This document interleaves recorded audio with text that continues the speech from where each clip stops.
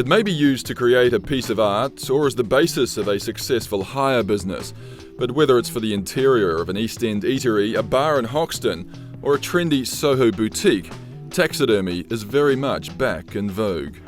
Well, there are no rules, and people are taking advantage of getting a good piece. It's like buying a good piece of jewellery. The hire side, which is mainly film, television, magazines, photographers, artists, shops for shop displays. That's one area.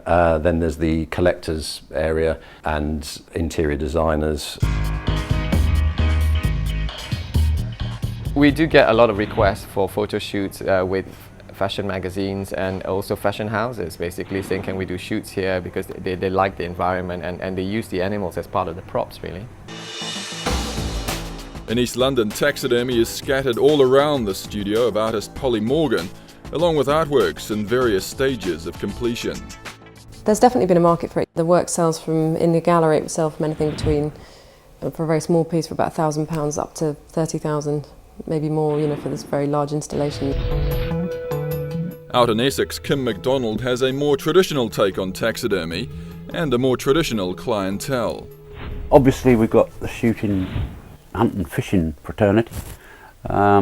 We've got museums. You've got private clients who are driving down the A1, see a dead tawny owl in the middle of the road and think that'll look nice on the TV. Taxidermy's golden age was in Victorian times, when it was seen as a way of bringing nature into the cities. But through the 20th century, the public's distaste toward killing animals for display purposes steadily rose. However, attitudes have changed. The public have become educated. They've realised that actually taxidermy isn't about cruelty. It's got nothing, nobody goes around killing animals to stuff them, not anymore. Because today, no matter where you spy it, you can be almost certain that taxidermists and their clients have played a far less active role in their subject's demise. In this country, a lot of taxidermy is roadkill. In fact, most of it's roadkill or natural death.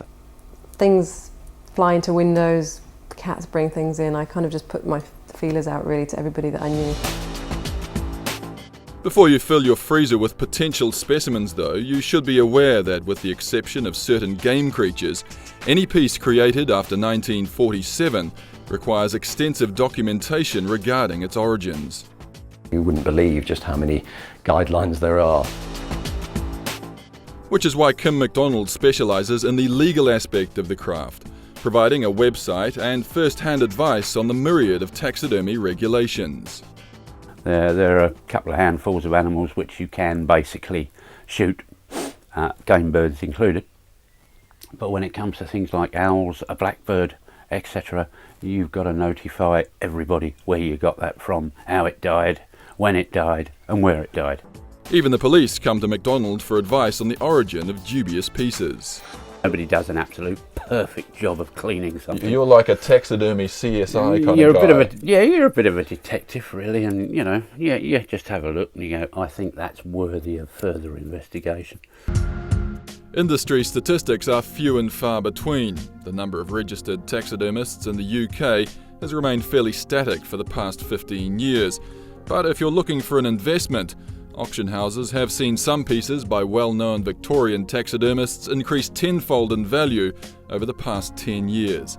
Yet even for lesser-known works, the demand and the money is definitely out there. I sold a piece yesterday for £800. Something like a crow might be £50 to hire for a week, and something like a lion could be £750 for a week. How many pieces would you sell in a week, in a month? I don't know. I would think in a week, 3 to 4 pieces. Yeah, there's a market for it. A market that appears to be growing ever stronger as more and more people simply succumb to an animal attraction.